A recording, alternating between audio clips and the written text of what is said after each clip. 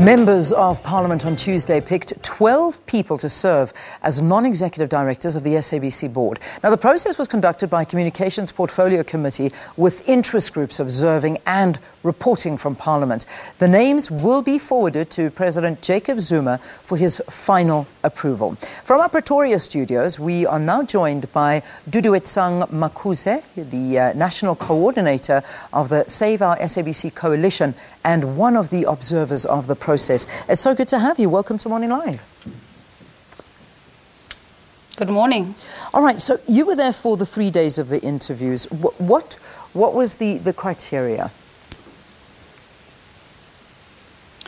So the criteria was quite broad. It covered basically academic qualifications, corporate governance, HR, but also a little bit of media skills, a little bit of content skills. So it was a widespread of qualifications that were required. And it wasn't necessarily just formal. It was also the ability to be on a board and sort of apply corporate governance principles. Now, I mean, gosh, there were, I think, over 300 CVs that were submitted to be incorporated into the board, and this went down to 36. What for you, any idea of what the process was that went into going down to these 36?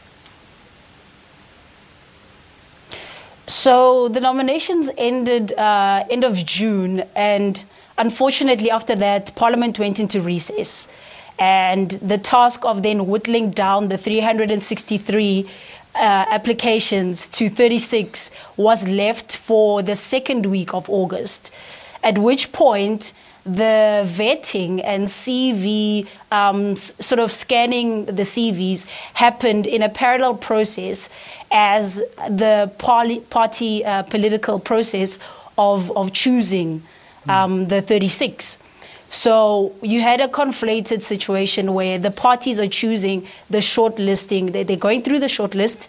At the same time, state security is vetting the CVs and going through academic qualifications and fact-checking, which was a little bit not ideal, but that's how it happened. That's how it happened. Okay. Thereafter, we then had the interviews. Yeah, and I know that there was a lot of concern that right from the beginning, 3 days was far too short for these interviews. Did you feel that way? Did you feel that the process was good enough to get to the board we have? I think we were fortunate because we came out with a list of really strong people at the end of the day.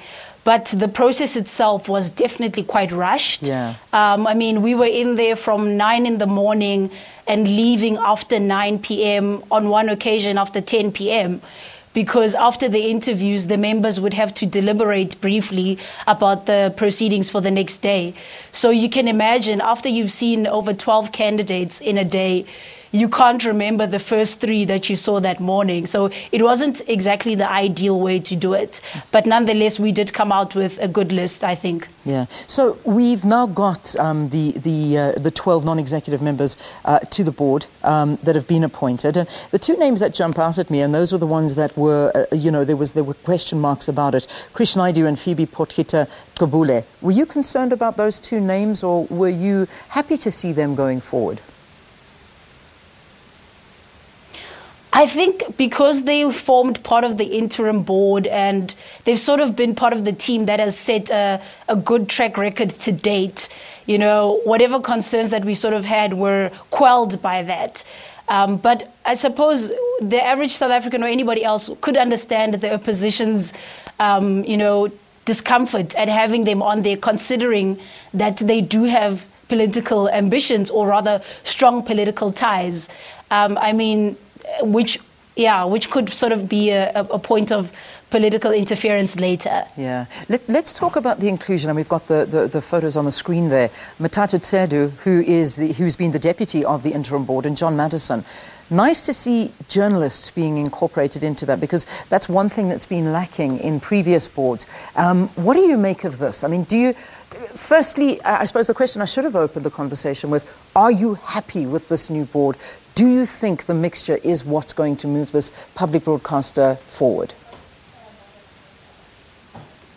Absolutely, because I mean, on the one hand, you can't have a group of suits, so to speak, coming into a media enterprise and specifically a public broadcaster to come and run its corporate governance affairs. I think it's a really good thing that we have two people who are so strong in terms of their journalistic abilities, because ultimately, at the ground level, the SABC is a journalistic enterprise, and it also has a strong content focus. So you do need people who understand the content business, but who also understand the differences between content and audiovisual services, as well as news and journalism and the editorial principles that guide that.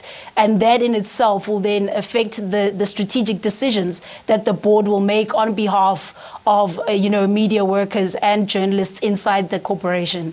All right, let's leave it there for this morning. But thank you so very much for talking to us. It's good that you, from the Save SABC Coalition, are approving the board and are, I suppose, happy with the 12 selectees. Now it's just up to President Jacob Zuma to officially appoint these 12 names that have been forwarded to him. That was Duduetsang Makuse. She's from the national coordinator of the Save Our SABC Coalition. Let's take a break. News at 7 after this.